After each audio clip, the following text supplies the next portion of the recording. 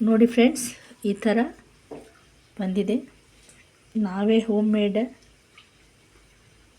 All dry fruits ಉಪಯೋಗಿಸಿ ಈ ಥರ ನಾವು ಪೇಡೆ ಮಾಡೀವಿ. ತುಂಬ ಚೆನ್ನಾಗಿದೆ. ಅಲ್ಲೇ ಒಂದು ತಿಂದು ನೋಡಿದ್ದೀವಿ.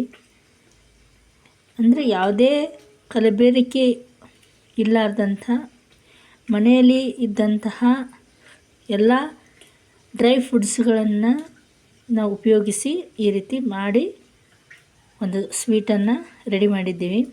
ತುಂಬ ಸಾಫ್ಟಾಗಿ ತುಂಬ ಚೆನ್ನಾಗಿ ಬಂದಿದೆ. ಇಲ್ಲಿ ನೋಡಿ, ನಾನು ಈ ಥರ ಕೈಯಲ್ಲಿ ನಾನು ಈ ಥರ ಒತ್ತಿದಾಗ ಎಷ್ಟು ತುಪ್ಪದ ಒಂದು ಎಣ್ಣೆ ಬಿಡ್ತಾ ಇದೆ. ಆಮೇಲೆ ಡ್ರೈ ಫ್ರೂಟ್ಸಿಂದೆಲ್ಲ ಅದರದ್ದೆಲ್ಲ ಆಯಿಲೆಲ್ಲ ಈ ಥರ ಬಂದಿದೆ. ಅಂದರೆ ಇದು ಸಾಫ್ಟ್ ಆಗಿದೆ ಅಂತ ಅರ್ಥ.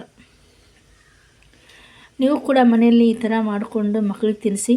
ತುಂಬ ಉತ್ತಮಕಾರಿಯಾದಂತಹ ಒಂದು ಆರೋಗ್ಯಕರವಾದಂಥ ಒಂದು ಸಿಹಿ ಪದಾರ್ಥವಾಗಿರುತ್ತೆ. ನೀವು ಕೂಡ ಮನೆಯಲ್ಲಿ ತಯಾರಿಸಿ. Okay, thank you. ಈ ನನ್ನ ವಿಡಿಯೋ ನಿಮ್ಗೆ ಇಷ್ಟ ಆದಲ್ಲಿ ಲೈಕ್ ಮಾಡಿ, ಶೇರ್ ಮಾಡಿ, ಕಮೆಂಟ್ಸ್ ಬಾಕ್ಸ್ನಲ್ಲಿ ಕಮೆಂಟ್ ಕೊಡಿ. Thank you.